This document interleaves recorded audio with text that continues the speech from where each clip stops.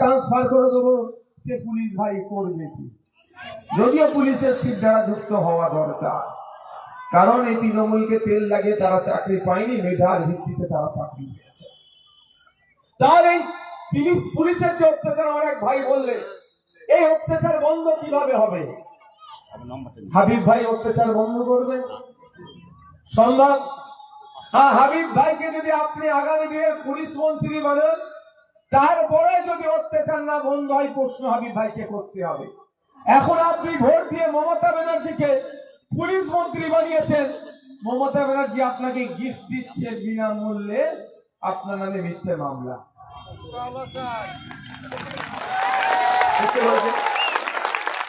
Gift দিচ্ছে আপনাকে, আপনি উপকার করেছেন, ওনাকে পুলিশ মন্ত্রী বানিয়েছেন, তাহলে প্রতিদান তো দিতেই হবে বিনামূল্যে, শয়ে শয়ে মামলা। তাই আপনারা যদি মনে করেন এই পুলিশ মন্ত্রী ভালো নয়, এ আমরা দরকার নাই, তাহলে প্রতি 5 বছর ছাড়া ছাড়া সুযোগ আছে। 2026 সাল আসছে, রাজ্যের মানুষ যদি চায় নতুন পুলিশ মন্ত্রী আনতে হবে, যেই পুলিশের কাজ হবে, যেই পুলিশ মন্ত্রীর কাজ হবে পুলিশিংটা সঠিকভাবে করা, নারীর অধিকার যাতে সেখানে ঠিক থাকে, নারী যেন না নিরাপত্তাহীনতাই ভোগে, কোনো কেউ যেন না নিরাপত্তাহীনতাই ভোগে, সে যেন সঠিকভাবে কাজ করে, সেই রকম একটা পুলিশ মন্ত্রী আনতে হবে। সরকার আপনাকে সুযোগ দিয়েছে, আপনি সেই সুযোগটা কাজে সংবিধান আপনাকে সুযোগ দিয়েছে, আপনি সেই সুযোগটা কাজে লাগাতে পারেননি বলে অপদার্থকে ধরে ওই জায়গায় বসিয়ে দিয়েছেন। কাজের লোক বসানোর জায়গা সংবিধান আপনাকে দিয়েছে। আর্টিকেল 326 সংবিধানের 326 নম্বর অনুচ্ছেদে আপনার, ভাই বসেন না, পেছনের লোকে তো অসুবিধা হচ্ছে, বসুন না, বলে পেছনের লোকের অসুবিধা হচ্ছে। সংবিধানের 326 নম্বর ধারাতে আপনাকে ভোট দানের স্বাধীনতা দিয়েছে। গর্বের ভারতবর্ষ, গর্ববোধ করি আমরা আমাদের দেশ, আমাদের আপনার বীর পূর্বপুরুষ বিনয় বাদল দীনেশ, আশফাকুল্লাহ, ক্ষুদিরাম, বেগম হযরত মহল, মাতঙ্গিনী হাজরা, পৃথিলতা ওয়াদ্দেদার, ফুরফুরার পীর আবু বকর সিদ্দিক রহমতুল্লাহ থেকে শুরু করে গান্ধীজি, নেতাজি, মৌলানা আকরাম খাঁ সাহেব থেকে শুরু করে হোসেন আহমদ মাদানী সাহেব থেকে শুরু করে আপনার আমার পূর্বপুরুষেরা লড়াই সংগ্রাম করে, কেউ জীবন দিয়ে, কেউ অর্থ দিয়ে, কেউ সময় দিয়ে ব্রিটিশ মুক্ত ভারত তৈরি করলো। তারপরে বাবা সাহেব আম্বেদকরের নেতৃত্বে 2 বছর 11 মাস 18 দিন অক্লান্ত পরিশ্রম করার পরে আপনার আমার হাতে একটা দেশ কিভাবে চলবে কিতাব বই তুলে দেওয়া হলো, গাইডলাইন তুলে দেওয়া হলো, যেটা 1950 সালে আমার দেশ অ্যাডাপ্ট করলো, তার নাম হচ্ছে সংবিধান।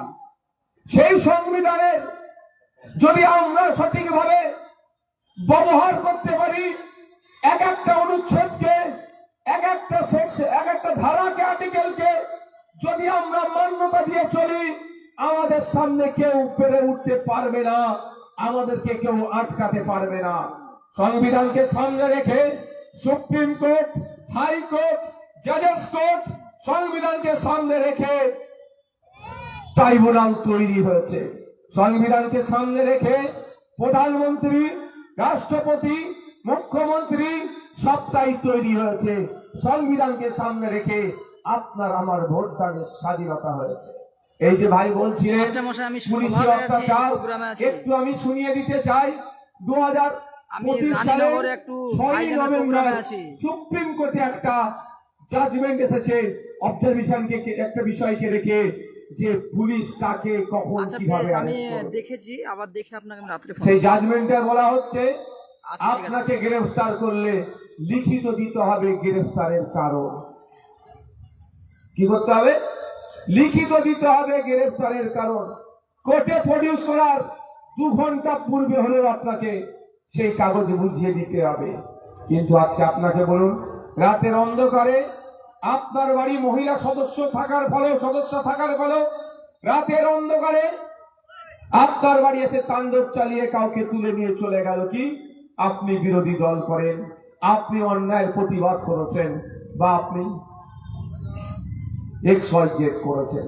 কিন্তু আমরা যতটুকু জানি, পুলিশ কোড অনুযায়ী যদি রাতের অন্ধকারে রাত্রে যদি কোনো বাড়িতে যায় বা দিনের আলোতে কোনো বাড়ির মধ্যে যদি প্রবেশ করে, মহিলা পুলিশকে সাথে নিয়ে প্রবেশ করতে হবে।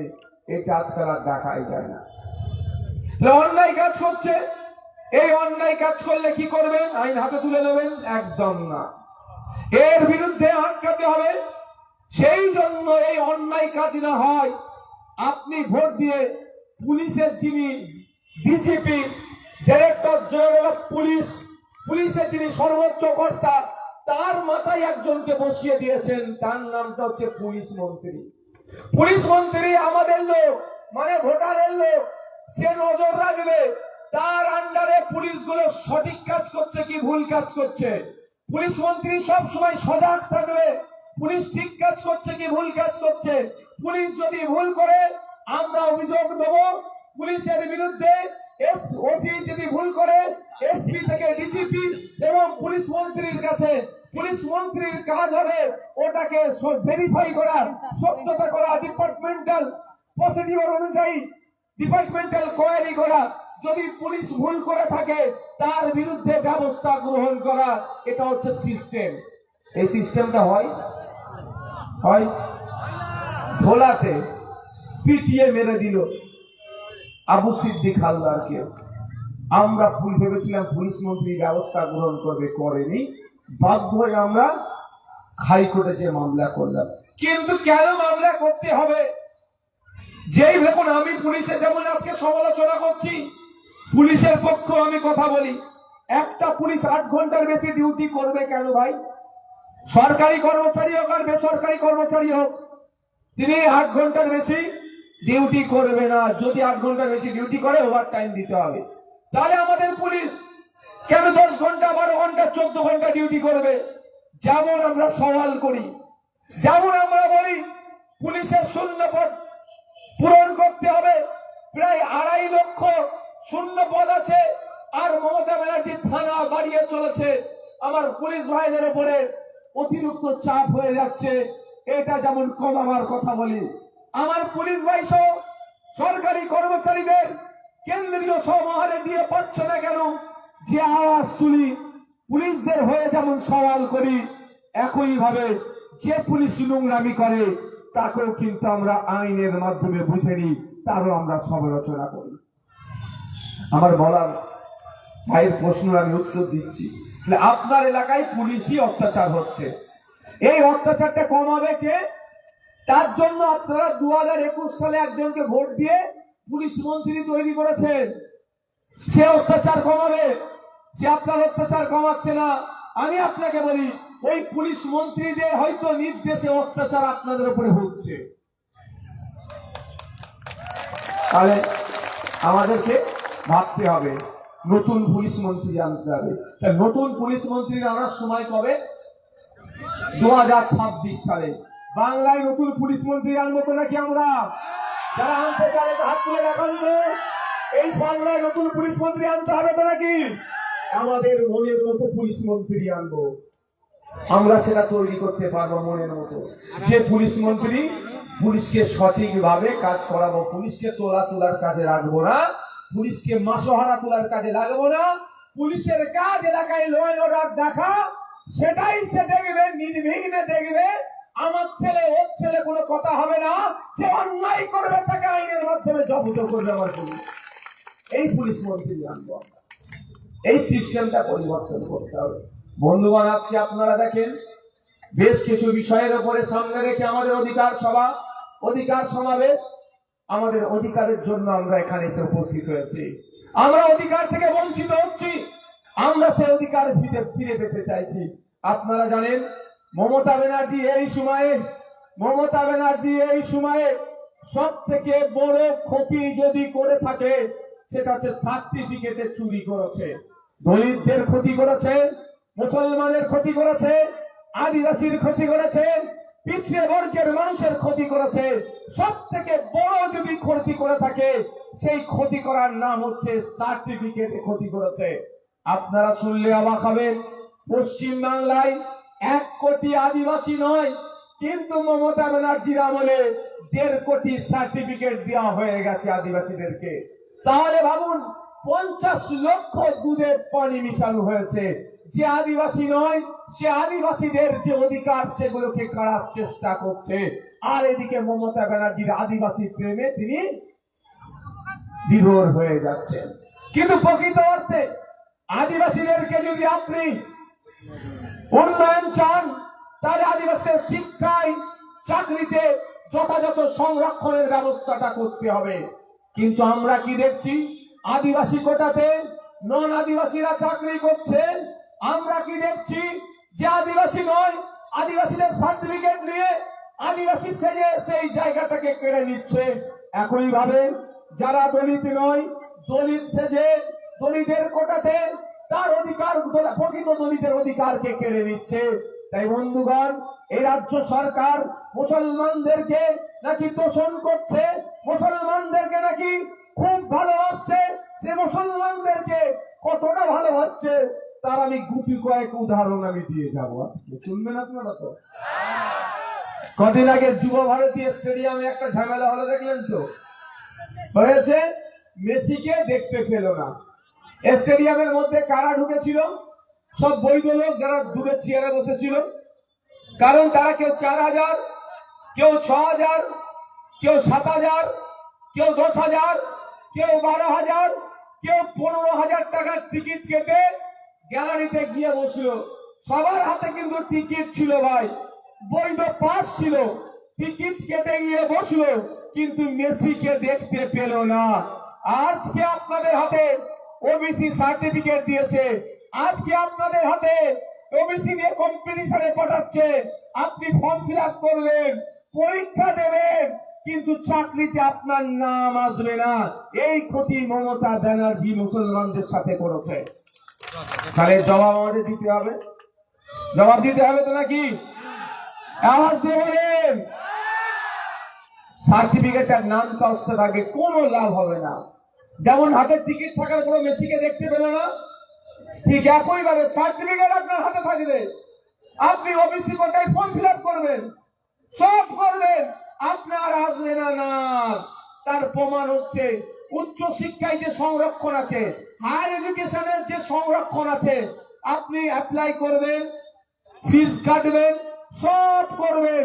যখন লিস্টে নাম আসবে, দেখবেন আপনার নাম আসবে না। আর মমতা ব্যানার্জি কি বলবে? আমি তো বেশি সংরক্ষণ মুসলমানদের দিয়েছি। লাভ কি হবে ভাই? ঠিক কেমন করেছে জানেন? মাদ্রাসাগুলোতে গিয়ে একটু খোঁজ নিয়ে দেখুন, সব চুনে নীল সাদা রং করে দিয়েছে। মাদ্রাসায় ঢুকে দেখুন, বাইরে নীল সাদা রং, ক্লাসরুমের মধ্যে গিয়ে দেখুন চক ডাস্টারের অবস্থা খারাপ। ক্লাসরুমের মধ্যে গিয়ে দেখুন ছাত্ররা বসে আছে, টিচার নাই। একটু দু কদম এগিয়ে যান, বাথরুমে গিয়ে দেখুন বাথরুম করার যোগ্য নয়, কিন্তু বাইরে নীল সাদা রং করে দিয়েছে। আপনি যখন রানীনগরের উপর দিয়ে যাচ্ছেন, দমকলের উপর দিয়ে যাচ্ছেন, আরে মাদ্রাসাটা কত চকচক করছে দেখেছো? দিদি কত ভালো কাজ করেছে। কিন্তু দিদি শুধুমাত্র রং করেছে, আসল শিক্ষা ব্যবস্থাটাকে ধ্বংস করে দিয়েছে। একইভাবে দিদি আপনার হাতে ওবিসি সার্টিফিকেট দিয়েছে, ওই সার্টিফিকেট পুড়িয়ে চা খাওয়া আর ছিঁড়ে ফেলে দেওয়া আর বাড়িতে রাখা একই ব্যাপার হচ্ছে ভাই। এবার আপনারা বলুন, এটা থেকে যদি পরিত্রাণ পেতে চাই, ডিসিডব্লিউ ডিপার্টমেন্ট ব্যাকওয়ার্ড ক্লাস যিনি আছে, সেই দপ্তরের মন্ত্রীকে আমাকে চেঞ্জ করতে হবে ভাই। কবে চেঞ্জ করবেন? 2026-এ। যদি ইচ্ছা হয় চেঞ্জ করা দরকার, তাহলে করবেন। মুর্শিদাবাদের মানুষের আপনাদের জানিয়ে রাখতে চাই, আপনাদের বলতে চাই যে প্রথম পয়েন্ট না, সেখানে ওয়াকফ সংশোধনী আইন 2025 বাতিল করতে হবে। এই লড়াই কিন্তু আমাদের থামলে হবে না, এটুকু মাথায় রাখুন। আপনার এলাকার যে এমএলএ আছেন, আপনার এলাকার যিনি এমপি আছেন, এমপির নাম কি? একবার জিজ্ঞাসা করে নেবেন যিনি এমপি আছেন, হ্যাঁ আমাদের মসজিদটা এখনো সুরক্ষিত আছে, মাদ্রাসাটা এখনো সুরক্ষিত আছে, ঈদগাহটা এখনো সুরক্ষিত আছে, এটা কার অবদান? একবার আবু তাহের খান সাহেবকে জিজ্ঞাসা করে নেবেন। উনি উত্তর হয়তো সঠিক দেবে না, তাও বলে যাচ্ছি এই মাদ্রাসা, মসজিদ, ঈদগাহ, কবরস্থান, ওয়াকফ সম্পত্তি এখনো যে আপনাদের হাতে আছে এই নওশাদ সিদ্দিকীদের মতো কোটি কয়েক মানুষের করা মামলাতে। আর মমতা ব্যানার্জি, কোন অভিষেক ব্যানার্জি, কোন আবু তাহের খান সাহেব কিন্তু মামলা করেনি। তাই আগামী দিন আসছে, মাদ্রাসা মসজিদকে বাঁচাতে গেলে কোন মমতা ব্যানার্জি, অভিষেক ব্যানার্জির হাতকে শক্ত করা প্রয়োজন নাই। আপনারা নিজেদের হাতে হাত মিলিয়ে আগে হাত শক্ত হয়ে দাঁড়ান। কিন্তু আমরা কি দেখলাম? আমরা ভেবেছিলাম, আমি আমার কথা বলছি, মমতা ব্যানার্জি ওয়াকফের বিরুদ্ধে পশ্চিম বাংলায় বড় জনমত তৈরি করবেন। অ্যাজ চিফ মিনিস্টার তিনি মুখ্যমন্ত্রী হিসাবে রাজ্যের সবাইকে কল দেবেন, সবাইকে ডাক দেবেন যে পশ্চিম বাংলার মাটিতে এই ওয়াকফ আইন আমি মানব না, আসো আমার ডাকে সাড়া দাও। সত্যি বলছি, আমি মনে মনে প্রস্তুতি নিয়েছিলাম, মুখ্যমন্ত্রী হিসাবে যদি ওয়াকফকে বাঁচানোর জন্য মমতা ব্যানার্জি ডাক দেয়, যে যাক আর নাই যাক, ওইটাকে নওশাদ সিদ্দিকীও সাড়া দিত ওয়াকফকে বাঁচানো। কিন্তু তার পরিবর্তে আমরা কি দেখলাম? ওয়াকফ নিয়ে যখন কেউ আন্দোলন করতে গেল, মিথ্যে ভাবে, অন্যায় ভাবে তাদেরকে ধরে জেলের মধ্যে দিয়ে দিল, আর আমার নামের 5টা মামলা দিয়ে দিল। তাই মমতা ব্যানার্জি বিজেপির সুবিধা করার জন্য, বিজেপির জায়গা করে দেওয়ার জন্য ওয়াকফ, মসজিদ, মাদ্রাসা জায়গা কেড়ে নিচ্ছে যে বিজেপি, তার বিরুদ্ধে কথা বলল না, বরঞ্চ আইনের বিরুদ্ধে যারা কথা বলল তাদেরকে জেলে ঢুকিয়ে দিল। তাই বন্ধুগণ, আমাদের ভুলে গেলে চলবে না এই মমতা ব্যানার্জিকে। যখন আপনারা আন্দোলন করার কথা বলেছেন, মালদার মানুষ, মুর্শিদাবাদের মানুষ, দিনাজপুরের মানুষ, রাজ্যের মানুষ যখন ওয়াকফ নিয়ে আন্দোলন করতে চাইছিল, মমতা ব্যানার্জি তখন নিদান দিয়েছিল, যাও দিল্লির বিষয় দিল্লিতে গিয়ে করো। যদি ওয়াকফ দিল্লির বিষয় হয়, আমি আপনাদের জানতে চাইছি, এসআইআর এখানে আছে, এসআইআরটা কোথাকার বিষয়? এসআইআর এর নির্দেশনা ইলেকশন কমিশন অফ ইন্ডিয়া থেকে দিয়েছে, সেটা দিল্লিতে তার হেড অফিস। তার নির্লজ্জ তৃণমূল কংগ্রেস কলকাতায় কেন প্রতিবাদ সভা করলো? এই নির্লজ্জ গুলোকে দিল্লিতে যাওয়ার দরকার ছিল। আমরা বারবার বলে এসেছি, আজকেও বলছি, এসআইআর নিয়ে কেউ আতঙ্কিত হবেন না। আপনার নাম যদি কেউ কেটে দেয়, ভয় পাবেন না। আপনারা কি করবেন? আমাদের নেতৃত্ব আছে তো। প্রথম কথা, কারো নাম কাটা যাবে না, কারো নাম কাটা যাবে না। যদি কাটে, হাতে একটা করে সার্টিফিকেট আছে তো, 2টো ফর্ম দিয়েছিল তো, 2টো ফর্ম দিয়েছিল, একটা বাড়িতে আছে তো, ওটা জব্দ করে রাখুন। এবার দেখুন, যদি আপনার নাম কাটার চেষ্টা করে, মাস্টার সাহেব যদি আপনার সঠিক উত্তরপত্রকে নিয়ে শূন্য দেয়, মাস্টার সাহেবের বিরুদ্ধে মাঠে ময়দানে লড়াই করবে গণতান্ত্রিক প্রক্রিয়ায়, আর মাস্টার সাহেবের বিরুদ্ধে দিল্লিগামী আমি ফ্লাইট ধরবো, সুপ্রিম কোর্টে আপনাদের জন্য মামলা করব। আপনারা নিশ্চিন্তে থাকুন। রানীনগরে একটা মানুষ, সে আমার হিন্দু হতে পারে, আমার মুসলমান হতে পারে, আমার দলিত হতে পারে, আমার আদিবাসী হতে পারে, ইভেন রানীনগরে যদি কোনো তৃণমূলের হার্ডকোর সমর্থক বা কর্মী, তারও নাম যদি বাদ চায়, তার পাশে তার দল দাঁড়াক আর না দাঁড়াক, নওশাদ সিদ্দিকী দাঁড়াবে, আইএসএফ দাঁড়াবে, খাম চিহ্ন দাঁড়াবে, তার হয়ে আইনি লড়াই করবে। আপনারা ভয় পাবেন না। আপনাদের কাজ কি হবে? কি করা? আমাদের নেতৃত্বদের কাছে আপনার বিষয়টাকে পৌঁছে দিবে, ওরা আমাদের কাছে পৌঁছাবে। আপনাদের আমার বড় ভাইজান পীরজাদা আব্বাস সিদ্দিকী অলরেডি বলে দিয়েছে, কি একজন যদি নাম বাদ যায়, তার হয়ে সুপ্রিম কোর্টে মামলা করার কথা বলেছে। আপনারা ভয় পাবেন না, ভয় দেখানো, আতঙ্কের পরিবেশ করতে যাবে না। তা বন্ধুগণ, কি হয়েছে? ও আচ্ছা, বসো, বুঝতে পেরেছি, বসো, বলছি। 16,000 টাকার কাগজ করার পরে ইসলামপুর থানা 700 টাকা, আর দমকুল থানা 20,000 টাকা। আচ্ছা, টুকটুকি বিষয়টা আমি বলছি, বসো, বলো।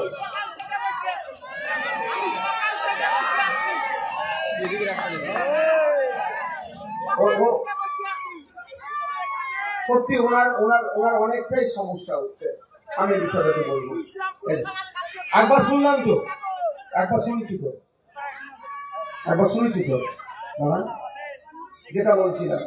তাহলে আমরা যখন ওয়াকফ নিয়ে আন্দোলন করতে নেমেছিলাম, মমতা ব্যানার্জি তখন বলেছিল দিল্লির বিষয়ে দিল্লিতে গিয়ে বোঝো।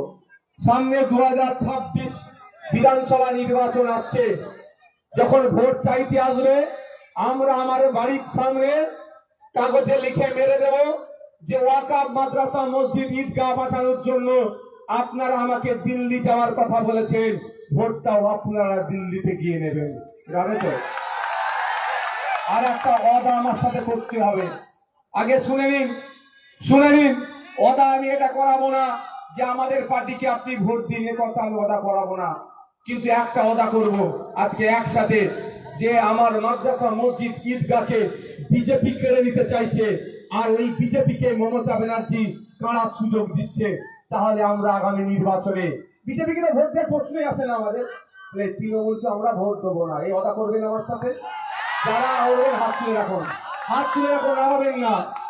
আগামী নির্বাচনে একসাথে বলুন, আগামী নির্বাচনে মাদ্রাসা মসজিদ ঈদগাহকে বাঁচানোর জন্য তৃণমূল আমাদের সাথ দেয়নি, আমরা এই নির্বাচনে তৃণমূলের বিরুদ্ধে ভোটটা করব। এ কথা করলাম তো নাকি? আমি কিন্তু আইএসএফ এর জন্য ভোট চাইনি ভাই, আইএসএফ এর জন্য ভোট চাইনি। ওটা করে আমি ভোট দেওয়া, আইএসএফ কে ভোট দাও, যাকে ইচ্ছা ভোট দেবেন, তৃণমূল আর বিজেপিকে দেবেন না, এই দুটো জায়গায় ভোটটা দেবেন না। এই যে বাবু একটা বলছিল টোটোর কথা, এই যে একটা টোটোর কথা, এই ভাই বাবুর উপরে তাহলে পরিবহন মন্ত্রী, আর সেই ঘুরে তো আসবে, দোষ তো ভাব তোমারই, তুমি ভোট দিয়ে পরিবহন মন্ত্রী তৈরি করলে, পরিবহন মন্ত্রী তোমাকে গিফট দিচ্ছে, 16,000 টাকা নিচ্ছে। বলছি বা বুঝতে পারছো? বোঝার চেষ্টা করো, এটা পরিবহন মন্ত্রী দপ্তর বিষয়। তারপরেও বলছি, অলরেডি আমি মিনিস্টারের সাথে যোগাযোগ করেছি, তাকে কনভিন্স করাচ্ছি যে এইভাবে টাকা দেওয়া সম্ভব নয়। এরা হয়তো একজন টোটোটা কিনে অন্যজন 400 টাকা রোজে নিয়ে আসে, তার রোজটা 400 টাকা হয়তো ওঠে না, অসুবিধা হয়, তা এটা কমাতে হবে। তবে আমি একটা কথা বলবো, আপনি যখন রাস্তাতে গাড়িটা বার করেছেন, আপনাকে বাবু কিছু কিন্তু ট্যাক্স দিতেই হবে। আমি সরকার কালকে আমরাও চালাতে পারি, সরকার চলবে কোথায়? আপনি ট্যাক্স দিলে ট্যাক্স আপনাকে কিছু দিতে হবে, কিন্তু যেভাবে চাপিয়ে দেওয়া হচ্ছে এটা আমি মেনে নিতে পারি না। এটার জন্যই তো পলিসি তৈরি করা দরকার, সেই পলিসিটা ভুল তৈরি হয়েছে। 16,000 টাকা আপনার কাছে, 16,000 টাকা ইনকাম করতে গেলে আপনার জিপটা বেরিয়ে যাবে, 2 মাস কম করে টাইম লাগবে 16,000 টাকা ইনকাম করতে গেলে। আবার যে ওয়ান নেট টোটো হয়, ও তো গেল, কারণ আপনি ভাড়া নিয়ে এসছেন, এরকম তো হয়, এ টোটো কিনেছে অন্যজন নিয়ে ভাড়া খাটায়, তাহলে অন্য যদি টোটো হয় তো গেল, মানে 3-4 মাস চলে যাবে। এটা কমানোর জন্য আমি বলেছি, তারা চেষ্টা করবো, আমাকে হাতও দিই, নেতাদের একটা ভালো জিনিস কি বলবে, সব হয়ে যাবে দেখছি, এই একটা জিনিস যাব না নেই, দেয়ার ইজ নো নো, সব ইয়েস, দেখছি হবে হবে, বেঁধে রাখা। তারপরে বলছি, আমিও কয়েকটা দিন অপেক্ষা করছি, যদি এই টোটো চালক ভাইদের স্বার্থে ওই যে আইন করেছে তার নমনীয়তা না করে, আমিও কিন্তু টোটো ভাইদেরকে নিয়ে ময়দানে নামবো, পরিবহন মন্ত্রীর কাছে জবাব নিতে। আর একটা কথা আমি আপনাকে বলে যাচ্ছি, এই টোটোওয়ালাদেরকে, এই বিষয়ে যদি কোনো থানা পুলিশ কেউ টাকা আপনাদের কাছে 1টা টাকা নেয়, আপনাদের কাজ কি হবে? যদি রানীনগর থানা নাই, ইসলামপুর থানা নাই, জমকল থানা নাই, এটা নিয়ম না, টাকা দেওয়ার কোনো নিয়ম নেই, নিয়মের বহির্ভূত। তাহলে আপনারা কি করবেন? যদি টাকা নাই, আপনারা এসে থানা নিলে এসপির কাছে সেই থানার অফিসার বা ডিউটিরত অফিসারের নামে আপনারা কমপ্লেন করবেন।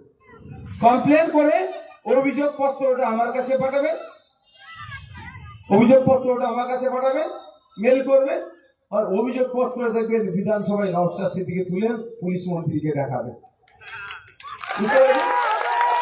আমি বলবো, বলে দিদি আপনি মন্ত্রী আর আপনার নিচের অফিসাররা দেখেন না বড় বড় চোর হয়ে বসে আছে, কেমন লাগবে তখন?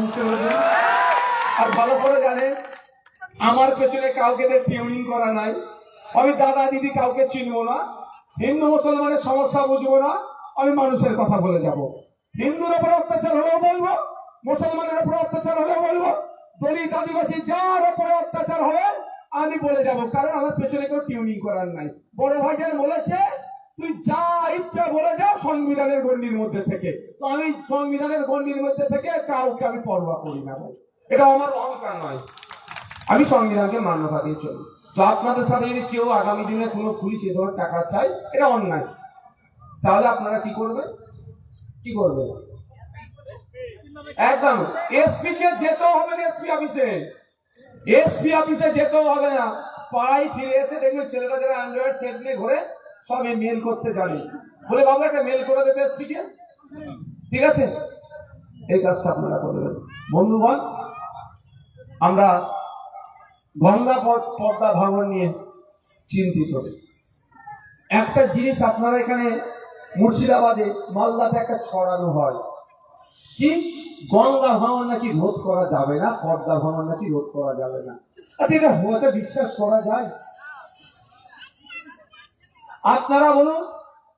আপনার দুটো উদাহরণ দেব, অসহ্য লাগছে কারো? আমি দুটো উদাহরণ দেব, দুটো উদাহরণ এই গঙ্গা ভাঙন নিয়ে। আপনাদের মধ্যে এখানে অনেকে দীঘায় ঘুরে এসেছেন, দীঘায় পাড়ে কেমন ঢেউটা আসছে পড়ে, ভেঙে গেছে, ভেঙে চলে গিয়েছে, ঠিক আছে তো? তাহলে কি করে থাকছে? শুধু দীঘার কথা, দীঘায় রাত্রের দিকে বেশি ভালো লাগে দেখতে, একদম পাড়ে চলে আসে না ঝাপটা, উপভোগ করি তো আমরা যারা যাই। তাহলে ওখানে কি ক্ষতি হয়? যেখানে যেভাবে কংক্রিটের নির্মাণ করেছে দীঘার, একটা বালিও ওই এ থেকে সরে না। যদি দীঘায় করা যায়, তাহলে শামশেরগঞ্জ, ফারাক্কা, তারানগরে কেন করা যাবে না? সেই ঘুরে ফিরে এসে আমি আপনাদেরই দোষ বলবো, আমি আপনাদের দোষ বলবো। কেন? ইরিগেশন ডিপার্টমেন্টের মিনিস্টার আপনারাই তৈরি করেছেন তো। ইরিগেশন ডিপার্টমেন্টের মিনিস্টার আমি তৈরি করিনি, আমি তৃণমূলকে ভোট দিইনি। এখানে যারা বসে আছেন 2021 সালের 80% তৃণমূলকে ভোট দিয়েছিলেন, হ্যাঁ তাই তো? হ্যাঁ, আপনারাই তৈরি করেছেন। উপহার হিসাবে দিচ্ছে আপনার ঘরগুলো গঙ্গাতে পদ্মাতে সরিয়ে দিচ্ছি, না গিফট দিচ্ছে আপনাদের। এই গিফট নেবেন না আপনার ঘরকে বাঁচাবেন, ভাবুন আপনারা আগামী দিনে। আপনাদের বলি, আর একটা উদাহরণ দিচ্ছি। এই দিক থেকে ফারাক্কায় যদি আপনারা যান, মুর্শিদা মালদাতে যান, ডান সাইডে পড়বে, আপনাদের ডান হাতে পড়বে। আর মালদা থেকে আসলে, আমি আজকে মালদা থেকে এসে আমার বাম হাতে পড়লো। নতুন ফারাক্কার ওখানে একটা ব্রিজ হচ্ছে না, গঙ্গার ওপরে যদি ব্রিজ করা যায়, গঙ্গা ভাঙনের রোধ করা যাবে না? করছে না, এরা করছে না। তাহলে এরা যখন করছে না, তাহলে আমাদেরকে ভাবতে হবে, আমাদের সমস্যা আমাদেরকে সমাধান করতে হবে। এই গঙ্গা ভাঙন রোধ, পদ্মা হচ্ছে ইন্টারন্যাশনাল রিভার, আন্তর্জাতিক নদী। গঙ্গা হচ্ছে আপনার আমাদের জাতি ন্যাশনাল লেভেলে প্রতি বছরে হাজার হাজার কোটি টাকা বরাদ্দ হচ্ছে এই গঙ্গা নদীর জন্য। সে টাকাগুলো যাচ্ছে কোথায়? আমাদেরকে ভাবতে হবে। আমাদেরকে সেই দিনের শেষে আবারও বলছি, কি করতে হবে? আমি আর 2 থেকে 4 মিনিট বক্তব্য দেবো ভাই, ও কি আমার যদি অসুবিধা হয় তাহলে বলুন, শেষ করে দিচ্ছি। কিন্তু ওই বাচ্চারা বকাবকি করলে না, অন্য জনের কনসেন্ট্রেট ব্রেক হবে, আমারও ব্রেক হবে। তাহলে বলুন, গঙ্গা ভাঙন রোধ করা যায়, এরা ভাঙন রোধ করছে না। এবার কেন করছে না? আমার মাইকের আওয়াজ যদি যাই, মিলিয়ে নেবেন। আমি গিয়েছিলাম কদিন আগে তারানগরে, কাদের বাড়ি ভেঙেছে? ঘোষবাবুদের ভেঙেছে, আর মোল্লা চাচাদের ভেঙেছে। পিছিয়ে পড়বে তোমরা, 100টা ঘর ভাঙলে 70টা মুসলমানের যাই যা, এই ব্যাপার। আমি কিন্তু আপনি অবাক হবেন, ভাইজান কথা বলছি, বাস্তব কথা বলছি। এটা যদি শহর এলাকা হতো, তাহলে কবে কি দেখতেন গঙ্গা বিজ্ঞানসম্মত ভাবে।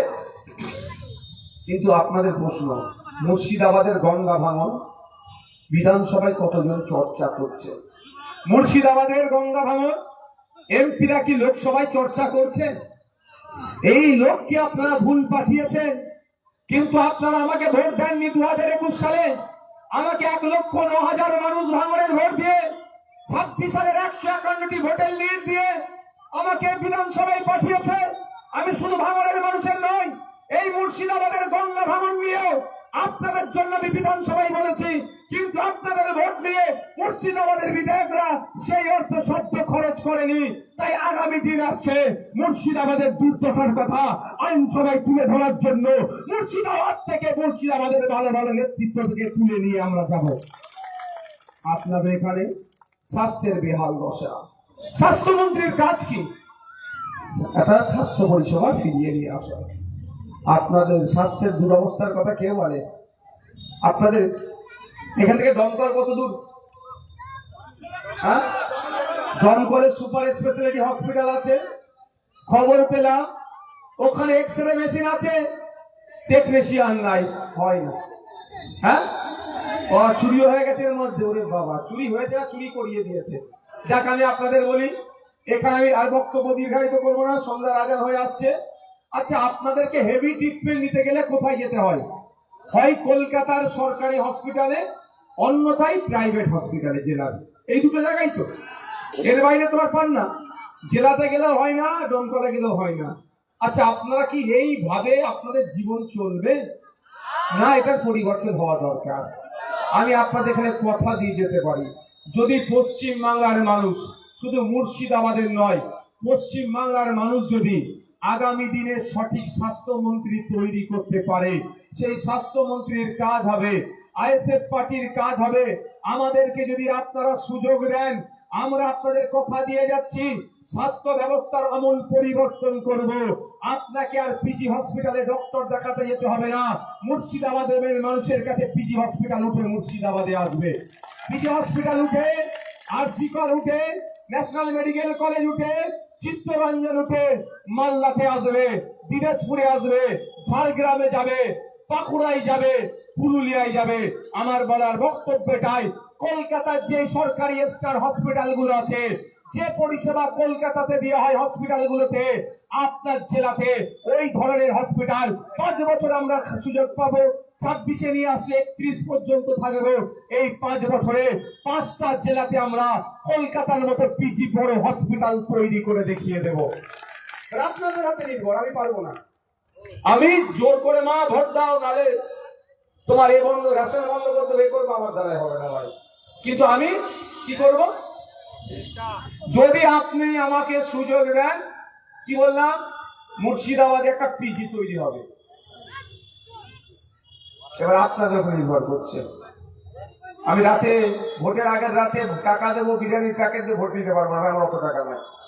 আছে কিছু টাকা পয়সা, কিন্তু অত টাকা ভোট কিনা নেই, আমি ভোট কিনতে পারবো না। ভোট কিনা মানে ইনভেস্ট করা।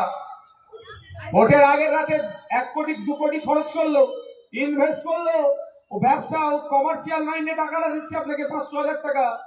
ওই 100 টাকা যখন ইনভেস্ট করলো, এই 1000 টাকা 500 টাকা, ও আপনার মাথার উপর দিয়ে ও 5 ডবল টাকা তুলবে, আপনি বুঝতেই পারবেন না। তার একটা উদাহরণ আপনি বিড়িটাই দেখুন না, বিড়িটাই দেখুন। 100 বিড়ি বাঁধলে, 1000 বিড়ি বাঁধলে কত টাকা পান? তাহলে কেউ 100 কুড়ি, কেউ 150, তাহলে ওখানে রেট হচ্ছে 262 টাকা। আপনাকে ভোটের আগে রাতে 1000 টাকা দিয়েছে,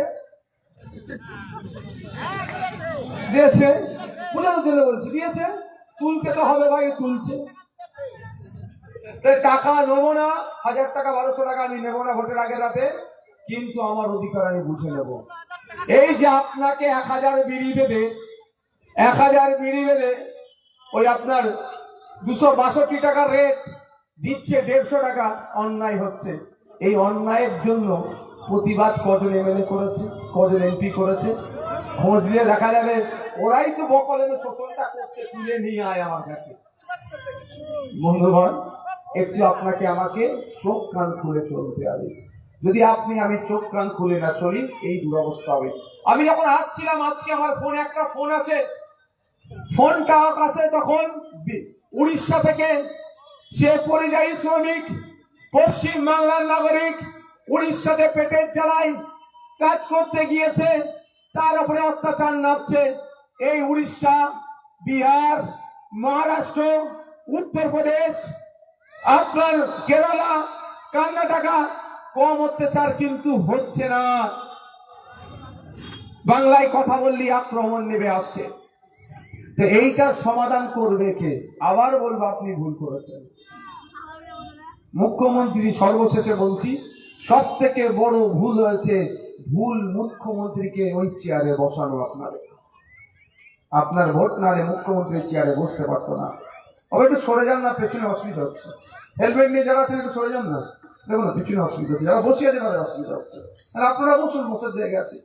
আপনি ভুল মুখ্যমন্ত্রী কি করেছেন আমি আপনাদের বলছি, এই সমস্যার সমাধান হয়ে যাবে। 24 ঘন্টা লাগবে না, উড়িষ্যায় বাঙালিদের উপর অত্যাচার বন্ধ হয়ে যাবে। 24টা ঘন্টা লাগবে নাকি? আমার রাজ্যের মুখ্যমন্ত্রী বা আমার রাজ্যের চিফ সেক্রেটারি উড়িষ্যার চিফ সেক্রেটারিকে কি বলবে? একটাই কথা, আমার ওখানে 20,000 আছে। কত? 20,000 বাঙালি উড়িষ্যাতে কাজ করে। আমার 20,000 হাতে সহ্য করতে পারছো না, আমি নিয়ে চলে আসবো। তোমার এখানে কম করে 3 লাখ আছে, কাজ শেষ তো? আর অত্যাচার হবে, আর অত্যাচার হবে। কিন্তু মার খাচ্ছে কে? দলিতের ছেলে। মার খাচ্ছে কে? মুসলমানের ছেলে। মার খাচ্ছে কে? আদিবাসীর ছেলে। মার খাচ্ছে কে? পিছড়ে বর্গের মানুষের ছেলে। ওই জন্য মজা নিচ্ছে মমতা ব্যানার্জি। তাহলে আপনার মুখ্যমন্ত্রী কাকে করলেন? তার পরিবর্তে উল্টে আপনাকে ধ্বংসের দিকে ফেলে দিচ্ছে। তাই বন্ধুগণ, আপনাদের বলবো যে আপনাকে আমাকে চোখ কান খুলে চলতে হবে। সামনে 2026 নির্বাচন আসছে। রানীনগর থেকে আশা করছি আমরা প্রার্থী দাঁড় করাচ্ছি, তাকে জিতিয়ে বিধানসভায় পাঠানো যাবে। একটা বিধায়ক যদি ভাঙড় থেকে এসে 293টার উপরে ভারী পড়ে যায়, তাহলে নওশাদ সিদ্দিকীর পাশে আরো 2-4টে 10টা 20টা ডবল ডিজিট যদি বসিয়ে দেন, তাহলে কি হবে বুঝতে পেরেছেন? কি হবে জানেন? আমি বলে দিচ্ছি কি হবে, আমি বলে দিচ্ছি আপনাদের, শুনে নেন। সাহস দেখাতে পারবে না এই দুর্গাপুরের গরুওয়ালাদের উপরে যে অত্যাচারটা করেছে। যদি ভুলে অত্যাচার করে ফেলে, সকালে ধরলে সন্ধ্যে জামিন, যে প্যাটিসলার মতো, ওটাও পুলিশ করবে না। মমতা ব্যানার্জি সেই চেয়ারে বসুক আর যেই চেয়ারে বসুক না কেন, জানে একটা নওশাদ সিদ্দিকী নয়, একাধিক নওশাদ সিদ্দিকী আছে। মাঠে ময়দানে যেমন মানুষকে প্রশ্ন তুলতে সহযোগিতা করবে, আইনসভার মধ্যে একাধিক নওশাদ সিদ্দিকী কিন্তু মমতা ব্যানার্জি হোক আর যে চক্রবর্তী হোক আর যে ফিরাদ হাকিম হোক, সবাইকে প্রশ্ন করবে, বুঝে নেবে। তাই আপনাদের বলবো, জনপ্রতিনিধি বাড়াতে হবে। তবে জনপ্রতিনিধি বাড়াতে হবে, এই চক্করে যাবেন না আমি মুসলমান মুসলমান কি আনতে হবে। মুসলমান দলিত আদিবাসী হতে কিচ্ছু লাভ হবে না। জনগণের জনপ্রতিনিধি বানাতে হবে। ফিরাদ হাকিমও কিন্তু নামে মুসলমান, ও মুসলমানদের মুখ্যমন্ত্রী, ও বেটা সব থেকে বড় ওয়াকাফ চোর। তাহলে মুসলমানদের লাভ কি হবে? কি হবে বলুন? সিদ্দিকুল্লাহ চৌধুরী সাহেব উনি একটা ধর্মীয় সংগঠনের সাথে যুক্ত।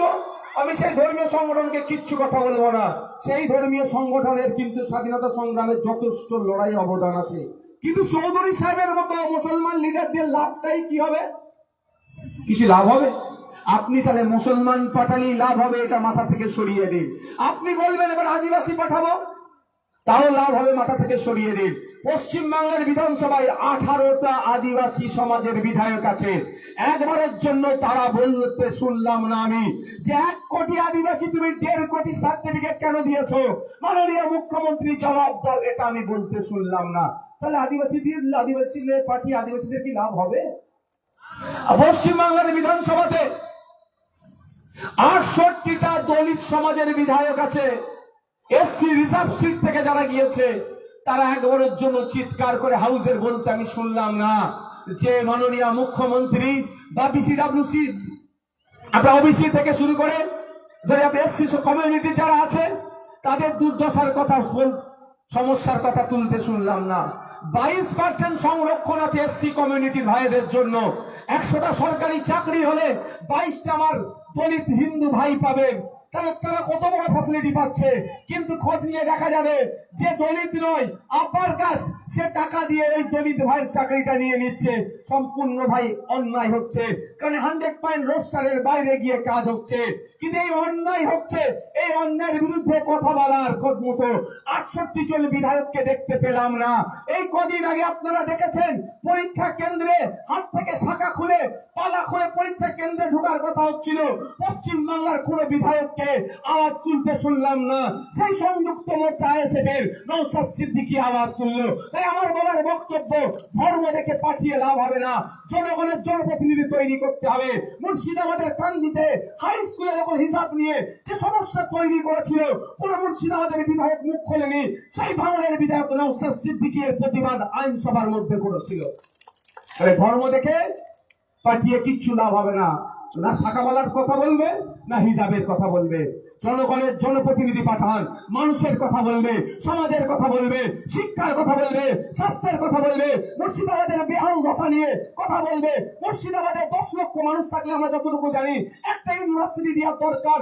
মুর্শিদাবাদে প্রায় 1 কোটি মতো মানুষ আছে, 10টা ইউনিভার্সিটি হওয়া দরকার।